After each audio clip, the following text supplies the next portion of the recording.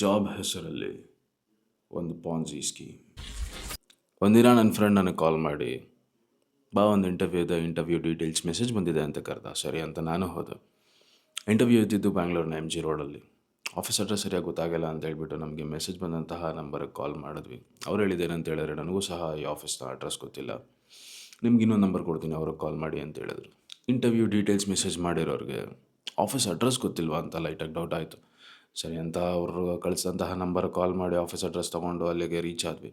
ಅಲ್ಲಿ ಇಂಟರ್ವ್ಯೂ ಅನ್ನೋ ಹೆಸರಲ್ಲಿ ಕೆಲಸ ಎಷ್ಟು ಈಸಿ ಇದೆ, ಎಷ್ಟು ಈಸಿಯಾಗಿ ಸಂಪಾದನೆ ಮಾಡ್ಬೋದು ಅಂತ ಹೇಳ್ತಾಯಿದ್ರು. ನಮ್ಮ ಕಣ್ಣು ಮುಂದೆನೇ ಇಬ್ಬರು ಜಾಯಿನ್ ಕೂಡ ಆದರು.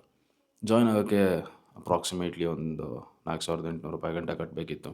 ಆ್ಯಂಡ್ ಅವ್ರು ಅದಕ್ಕೆ ಬಿಲ್ ಕೂಡ ಕೊಡ್ತಾ ಇರಲಿಲ್ಲ. ಕೇಳಿದ್ದಕ್ಕೆ ಆಫೀಸ್ ಇವಾಗ ಓಪನ್ ಆಗಿರೋದು, ಇನ್ನೂ ಸಿಸ್ಟಮ್ ಬಂದಿಲ್ಲ ಅಂತ ಹೇಳ್ತಾಯಿದ್ರು. ನಾನು ಇಂಟ್ರೆಸ್ಟೆಡ್ ಇದ್ದೀನಿ, ಬಟ್ ನನಗೆ ಇನ್ನೂ ಸ್ವಲ್ಪ ಜಾಬ್ ಡೀಟೇಲ್ಸ್ ಬೇಕು ಅಂತ ವಿಚಾರಿಸೋಕ್ಕೆ ಶುರು ಮಾಡಿದೆ. ಜಾಬ್ ಇದ್ದಿದ್ದು ಬರೀ ಅವ್ರು ಕೊಡುವಂತಹ ನಂಬರ್ಗಳಿಗೆ ಅವ್ರು ಕೊಟ್ಟಂತಹ ಮೆಸೇಜ್ನ ಫಾರ್ವರ್ಡ್ ಮಾಡೋದು. ಅದಕ್ಕೆ ಕಂಪನಿ ನಂಬರ್ ಕೊಡ್ತಾರಾ ಅಥವಾ ಪರ್ಸ್ನಲ್ ನಂಬರಿಂದ ಮಾಡಬೇಕಾ ಅಂದಿದ್ದಕ್ಕೆ, ಸದ್ಯಕ್ಕೆ ನೀವು ಪರ್ಸ್ನಲ್ ನಂಬರಿಂದನೇ ಮಾಡಬೇಕು, ಆಮೇಲಿಂದ ಕಂಪನಿ ನಂಬರ್ ಬರುತ್ತೆ ಅಂತ ಹೇಳಿದ್ರು. ಅಮೇರಿಕನ್ ಕಂಪನಿ ಇದು, ಇಂಡಿಯಾದಲ್ಲಿ ಒಂದು ಬಿಗ್ ಪ್ರಾಜೆಕ್ಟ್ ಮಾಡ್ತಾ ಇದೆ, ಅದಕ್ಕೆ ನಿಮ್ಮನ್ನೆಲ್ಲ ಇವಾಗ ಆನ್ಬೋರ್ಡ್ ಮಾಡ್ಕೊತಾ ಇರೋದು ಅಂತ ಹೇಳಿದ್ರು.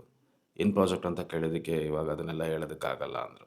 ಯಾವ ನಂಬರ್ ಅದು, ಆ ನಂಬರ್ಗಳು ನಮಗೆ ಹೇಗೆ ಸಿಗುತ್ತೆ ಅಂತ ಕೇಳಿದ್ದಕ್ಕೆ, ಕೆಲವು ಜಾಬ್ ಆ್ಯಪ್ಸ್ ಹೇಳಿ ಅಲ್ಲಿ ಜಾಬ್ಗೋಸ್ಕರ ಅಪ್ಲಿಕೇಶನ್ ಹಾಕಿರೋರನ್ನ ಕಾಂಟ್ಯಾಕ್ಟ್ ಡೀಟೇಲ್ಸ್ ತೊಗೊಂಡು ನಾವು ಈ ಜಾಬ್ಗೆ ಆನ್ಬೋರ್ಡ್ ಮಾಡ್ಕೊತಾ ಇದ್ದೀವಿ ಅಂತ ಹೇಳಿದ್ರು. ಆವಾಗ ನೆನಪಾಯಿತು ನಮ್ಮ ನಂಬರ್ ಎಲ್ಲಿಂದ ಹೋಗಿದೆ ಅಂತ.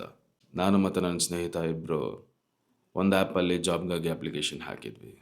ಸರಿ, ನಾವು ಬರುವಾಗ ದುಡ್ಡು ತರಲಿಲ್ಲ, ತೊಗೊಂಡು ಮತ್ತೆ ಬರ್ತೀವಿ ಅಂತ ಅಲ್ಲಿಂದ ಹೊರಟ್ವಿ. ಹೊರಗಡೆ ಬಂದು ನಮಗೆ ಜಾಬ್ ಡೀಟೇಲ್ಸ್ ಮೆಸೇಜ್ ಮಾಡಿದವ್ರಿಗೆ ಕಾಲ್ ಮಾಡಿದ್ವಿ. ಅವ್ರು ಹೇಳಿದ್ದೇನಂತ ಹೇಳಿದ್ರೆ, ನನಗೂ ಸಹ ಹೀಗೆ ಬೇರೆ ಯಾರೋ ಮೆಸೇಜ್ ಮಾಡಿದರು, ನಾನು ಆನ್ಲೈನ್ ಮುಖಾಂತರನೇ ಜಾಯ್ನ್ ಆದೆ, ಪೇಮೆಂಟ್ ಕೂಡ ಆನ್ಲೈನ್ ಮುಖಾಂತರನೇ ಮಾಡಿದೆ ಅಂತ.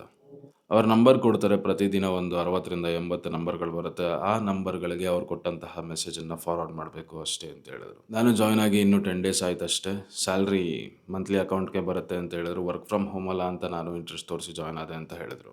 ಆಗ ನಮ್ಗೆ ಅರ್ಥ ಆಗಿದೆ ಏನಂತ ಹೇಳಿದ್ರೆ, ಇದು ಜಾಬ್ ಹೆಸರಲ್ಲಿ ನಡೀತಾರೋ ಒಂದು ಪಾನ್ಜಿ ಸ್ಕೀಮ್ ಅಂತ.